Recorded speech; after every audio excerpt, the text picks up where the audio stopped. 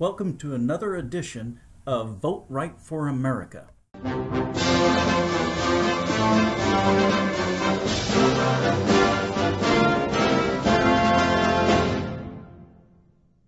In this episode, I wanted to show a segment of Dan Bongino's show where he actually praises Bill Maher, a known leftist.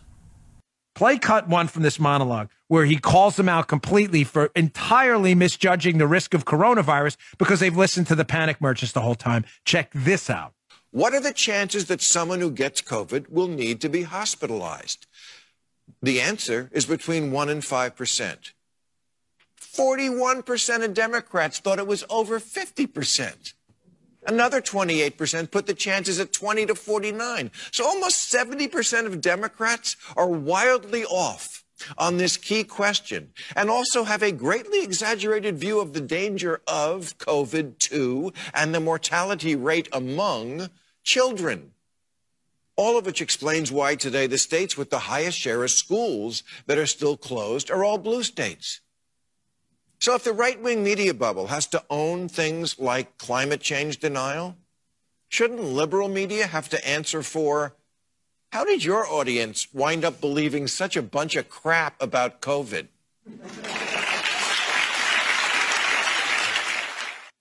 There's a part two to this I want to play in a second.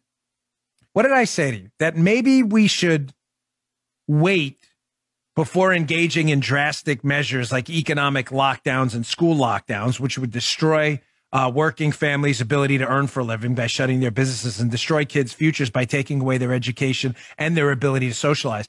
I said last year, maybe before we do draconian things like that, we should understand the virus and we should understand a couple of things. We should understand the or not.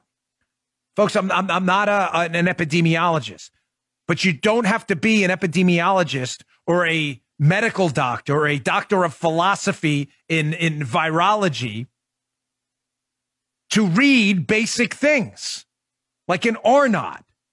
An or not. How infectious is this disease? There's a way to calculate that. We used to believe in science. Nobody understood that before they jumped to shutting down the economy and shutting down our schools, which are still closed this day because Democrats don't know anything. They are under the lie, mistaken impression, a total lie, that kids are at a substantial risk of dying from this thing when there's no data whatsoever to back that up. And this is a liberal calling them out. Saying, is this why your states are shut down? Because you idiots don't understand the risk? I said, until we understand the R naught and the fatality rate of this virus, maybe we should hold off on draconian measures. You're playing down corona. I'm not playing down anything. It was clear as day, just from anecdotal data, that it played a very high risk to people who had comorbidities who were seniors. How did we know that? Because people knew someone who was sick, hospitalized, or God forbid, died. But the examples of children being mass infected and spreading it around to adults, very few people could seem to find those. And yet we wanted to shut schools down. Why? Because, again, Democrats don't know anything.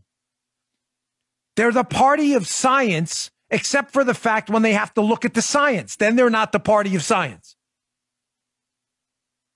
Here's part two of this, where this was stunning. This is not selectively edited either. Here's Bill Maher, again, a leftist, acknowledging that the Republican governor of Florida, who actually reads stuff, unlike Democrats, could have been right the whole time. Not a joke. He's not saying this sarcastically. Check this out. A new report in The Atlantic says the media won't stop putting pictures of the beach on stories about COVID, even though it's looking increasingly like the beach is the best place to avoid it. Sunlight is the best disinfectant, and vitamin D is the key to a robust immune system. Texas lifted its COVID restrictions recently, and their infection rates went down, in part because of people getting outside to let the sun and wind do their thing.